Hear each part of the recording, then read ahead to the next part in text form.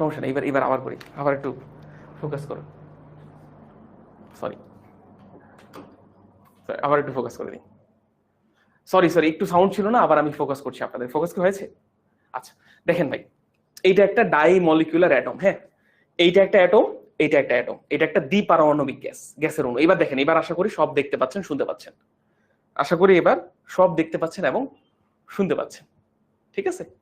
তো এইটা হচ্ছে আমাদের একটা ডাই অ্যাটমিক মলিকিউল, এটা একটা অ্যাটম, এটা একটা অ্যাটম, এটা একটা অণু। আচ্ছা, এক্স অ্যাক্সিসের সাপেক্ষে ঘূর্ণনটা কিরকম এটা অনেকে না ভিজুয়ালাইজ করতে পারেন, আমি আজকে আপনাদেরকে ভিজুয়ালাইজ করাবো। এক্স অ্যাক্সিসের সাপেক্ষে ঘূর্ণন মানে হচ্ছে এক্স অ্যাক্সিস ভিতর দিয়ে ঢুকেছে, এই পাশ দিয়ে বের হয়েছে, ভিতর দিয়ে ঢুকেছে, এই পাশ দিয়ে বের হয়েছে, এটা ভিজুয়ালাইজ করা লাগবে। সো এক্স এর সাপেক্ষে ঘূর্ণন মানে কি ভাই? এক্স অ্যাক্সিসের সাপেক্ষে ঘূর্ণন মানে হচ্ছে মলিকিউলটা এইভাবে ঘুরবে, এই যে এইভাবে, এইভাবে ঘুরতে থাকবে। আচ্ছা, এক্স অ্যাক্সিস এইভাবে ছিল তাই না, এইভাবে ছিল। ওয়াই অ্যাক্সিস কিভাবে থাকবে ভাই? এক্স এর সাথে লম্বভাবে থাকবে, মানে আপনাদের দিকে পয়েন্ট করা, এটা হচ্ছে ওয়াই অ্যাক্সিস এর ডিরেকশন।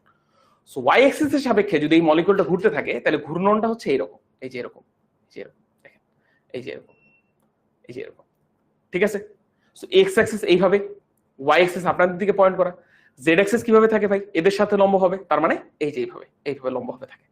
সো জেড অ্যাক্সিসের সাপেক্ষে এই মলিকিউলটা যদি ঘুরতে থাকে তাহলে এই যে এইভাবে ঘুরবে, এইভাবে। বুঝা গেল? সো আপনাদেরকে আমি মলিকিউলের ঘূর্ণন ত্রিমাত্রিক অক্ষ বরাবর কিভাবে ঘুরে এটা অনেকে ইমেজিন করতে পারেন না ভাই। ইমেজিন না করলে তো ফিজিক্স পড়ানো না, তাই না? আমি তো আপনাদেরকে এসেছি ইমেজিন করাতে। আবার একটু ইমেজিন করাই। এইটা একটা ডাইমলিকুলার অ্যাটম, এক্স অ্যাক্সিস ভিতর দিয়ে ঢুকেছে, এই পাশ দিয়ে বের হয়েছে। সো এক্স অ্যাক্সিস সাপেক্ষে ঘূর্ণন মানে হচ্ছে এই মলিকুলটা এইভাবে ঘুরবে, এইভাবে ঘুরবে, তাই না? আচ্ছা, ওয়াই অ্যাক্সিস কিভাবে থাকে ভাই? এক্স অ্যাক্সিস যদি এভাবে থাকে, এক্স এর সাথে লম্ব হচ্ছে Y axis. So Y axis আপনাদের দিকে পয়েন্ট করা। এখন ওয়াই অ্যাক্সিস সাপেক্ষে এই জিনিসটা ঘূর্ণন মানে কি? এই যে এইভাবে ঘূর্ণন। আমি বড় জিনিস এরকম আনতে পারলে খুব ভালো লাগতো, বাট আমি বড় জিনিস পাই নাই। সো আমার ফেস এত কাছ থেকে আপনাদের দেখা লাগছে, সরি। এটা ললিপপ না ভাই, এটা হচ্ছে এই যে এরকম দুইটা ছোট ছোট জিনিসকে আমি জোড়া লাগাই বানানোর চেষ্টা করছি, দেখতে ললিপপের মতো। আচ্ছা দেখেন, এক্স অ্যাক্সিস এই পাশে, ওয়াই অ্যাক্সিস এইভাবে, জেড অ্যাক্সিস কি হবে? এক্স আর ওয়াই এর সাথে লম্ব হবে। সো জেড অ্যাক্সিস এর সাপেক্ষে এই জিনিসটার ঘূর্ণন মানে কি? এইভাবে, এইভাবে। সো এই একটা মলিকিউল তিন ভাবে ঘুরতে পারে, একটা হচ্ছে এইভাবে ঘুরতে পারে, একবার হচ্ছে এইভাবে ঘুরতে পারে, আর আরেকবার হচ্ছে এইভাবে ঘুরতে পারে। বুঝা গেল?